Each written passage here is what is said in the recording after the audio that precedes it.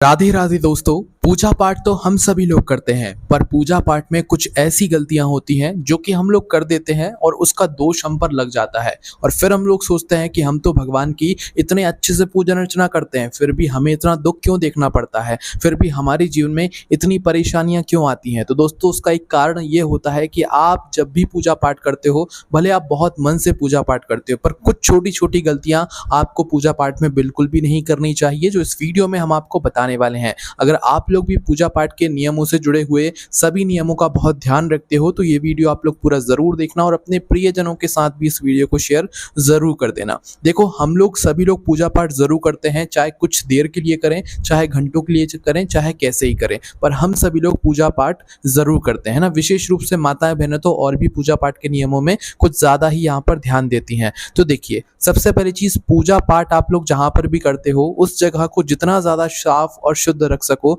उतना ज्यादा आप लोग रखने की कोशिश किया करो। वैसे तो भगवानों का एक अलग ही कमरा होना चाहिए, अलग ही स्थान होना चाहिए, पर सभी लोग ये कार्य नहीं कर सकते हैं, इसलिए आप लोग ज्यादा नहीं कर सकते। तो भगवान के लिए एक छोटा सा मंदिर आपके घर में जरूर होना चाहिए, ठीक है दोस्तों। कहा जाता है, ऐसा आपने कहीं ना कहीं शायद सुना भी होगा, कि घर में जो मंदिर रखा जाता है उसका कभी भी शिखर नहीं होता है। मतलब आपने मंदिर जो बाहर बने हुए होते हैं, भगवान के मंदिर होते हैं, उनमें ऊपर एक शिखर लगा हुआ देखा रहता है। मतलब भगवान के मंदिर के ऊपर जो ऊंची सी जगह रहती है उसे शिखर कहते हैं, ठीक है। तो शिखर सिर्फ बाहर वाले मंदिरों में ही लगाया जा सकता है, पर घर में जो हम लोग मंदिर रखते हैं, चाहे वो लकड़ी का हो, चाहे वो किसी चीज का हो, पर उसमें शिखर नहीं रखा जाता है, ठीक है। ऐसा कहा जाता है, बाकी आप लोगों के यहाँ जैसा होता है आप वैसा यहाँ पर कर सकते हैं, ठीक है। तो भगवानों के लिए एक अच्छा सा मंदिर बनवाकर उसके अंदर आपको भगवानों को यहाँ पर विराजित करना चाहिए, ठीक है।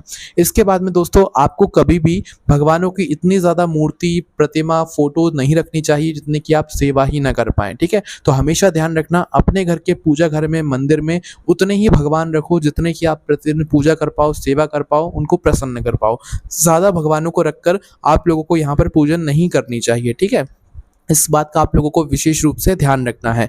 इसके अलावा दोस्तों, जब भी आप लोग पूजन करने के लिए बैठे, तो हमने आपको बोला कि शुद्धता का ध्यान रखना है। शुद्धता का ध्यान ऐसे नहीं रखना है कि सिर्फ स्नान करके आ गए। शुद्धता का ध्यान ऐसे भी रखना है कि जब आप स्नान करते हो, तो स्नान करने के बाद जो कपड़े आप लोग पहनते हो, जो वस्त्र पहनते हो, वो भी धुले हुए, साफ और स्वच्छ ही आप लोगों को पहनना चाहिए। ऐसा नहीं कि कल जो आपने कपड़े पहने, आज स्नान किया और आपने वापस से वही कपड़े पहने और आप मंदिर में चले गए या अपने घर में पूजा करने के लिए बैठ गए, तो ये बात सही नहीं मानी जाती है। इसलिए पूरी तरीके से, पूर्ण रूप से आपको शुद्धता बनाए रखनी पड़ती है जब आप भगवान के मंदिर में पूजन करते हो, अपने घर में पूजा पाठ करते हो, ठीक है। तो इस बात का आप लोगों को यहाँ पर ध्यान रखना है।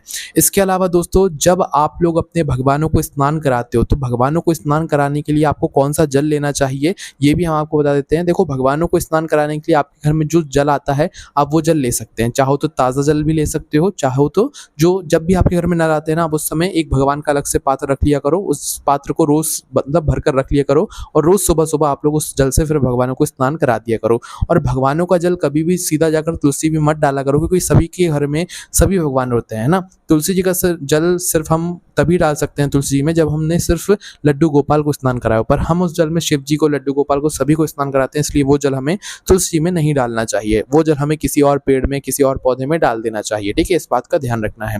पूजन जब आप लोग करते हो, तो हमेशा ध्यान रखा करो कि अपने घर के पूजा घर में एक पात्र में जल भरकर भी आपको जरूर रखना चाहिए, क्योंकि उस एक पात्र के जल को रखने से हमारे भगवान जो है वो बहुत प्रसन्न रहते हैं, वो भी पानी पीते हैं, उनको भी प्रसन्नता यहाँ पर रहती है, ठीक है। इसके अलावा दोस्तों, जब भी आप लोग अपने घर में पूजन करने के लिए बैठो, तो अपना आसन लगाकर बैठा करो। बिना आसन के आप लोग जो है पूजन करने के लिए मत बैठा करो। अपने घर के पूजा घर के पास में हमेशा एक आसन रखा करो, जिस पर बैठकर आप लोग पूजन करो, ठीक है। इसके बाद में दोस्तों, बहुत सारे लोगों का ये प्रश्न रहता है कि हम रोज जो पूजा करते हैं, क्या उसमें हमें आरती गाना जरूर रहता है। ऐसा कुछ नहीं है, आप लोग नॉर्मल मतलब आरती घुमाकर भी आरती कर सकते हो, और अगर आपके पास समय है तो आप आरती गाकर भी आरती कर सकते हो, ठीक है। इसके बाद में दोस्तों, हमेशा ध्यान रखना कि जब भी आप लोग पूजन करने के लिए बैठते हो, तो आपका मुख हमेशा पूर्व या उत्तर दिशा में होना चाहिए, ठीक है। पूर्व या उत्तर दिशा में ही आप लोगों को मुख करके बैठना चाहिए, और आपके सामने भगवान बैठे होने चाहिए। इसी तरीके से आपको अपने घर में मंदिर को रखना चाहिए, और अपना मुख पूजन करते समय हमेशा पूर्व या उत्तर दिशा में ही आप लोगों को यहाँ पर रखना चाहिए, ठीक है। और पूजन करने के बाद दोस्तों आपको भगवान को हाथ जोड़कर प्रणाम जरूर करना चाहिए, उनसे प्रार्थना भी अवश्य करनी चाहिए। इस बात का आप लोगों को यहाँ पर ध्यान रखना है। अब दोस्तों यहाँ पर हम लोग बात करते हैं फूल के बारे में। आपके घर पर फूल आते होंगे, आप अपने घर से फूल तोड़कर चढ़ाते होंगे भगवान को। तो फूल जो भी आप लोग चढ़ाओ, अच्छे वाले चढ़ाना, कभी भी बासी गले हुए फूल आपको भगवान को नहीं चढ़ाने चाहिए। भगवान को हम कुछ भी चढ़ाएं, चाहे भोग लगाएं, चाहे फूल चढ़ाएं, वो अच्छे से अच्छा ही हमें चढ़ाना चाहिए, क्योंकि जब हम भगवान को अच्छे से अच्छा देंगे तो ही वो हमें अच्छे से अच्छा यहाँ पर प्रदान करेंगे, ठीक है। तो इसलिए आप जो भी फूल भगवान को चढ़ाते हैं ना, तो उस फूल का मुख हमेशा भगवान के मुख की तरफ करके ही रखा कीजिए, ऐसे अपनी तरफ फूल का मुख करके मत रखा कीजिए। इस बात का आप लोगों को यहाँ पर ध्यान रखना है। बाकी दोस्तों एक और प्रश्न यहाँ पर आप सभी लोगों का रहता है कि हमें मंदिर में अगरबत्ती जलाना चाहिए कि धूप बत्ती जलाना चाहिए। तो देखिए ये प्रश्न आपके ऊपर ही है। वैसे तो धूप बत्ती ही जलाना चाहिए, पर कुछ लोग अगरबत्ती भी जलाते हैं, सबका एक अलग अलग मानना है। तो आपके यहाँ जो जलाया जाता है वो सारी चीजें जला सकते हैं, ठीक है। बाकी कोई परेशानी नहीं है। तो आप इन सभी चीजों का ध्यान रखें जब भी आप लोग अपने घर में पूजन पाठ करने के लिए बैठते हैं, विशेष रूप से माताएं बहनें। बाकी कोई भी प्रश्न आता है आप मुझे कमेंट करके पूछ सकते हैं। आपको कमेंट में राधे राधे जरूर लिखना है। आप सभी लोगों को वापस से राधे राधे।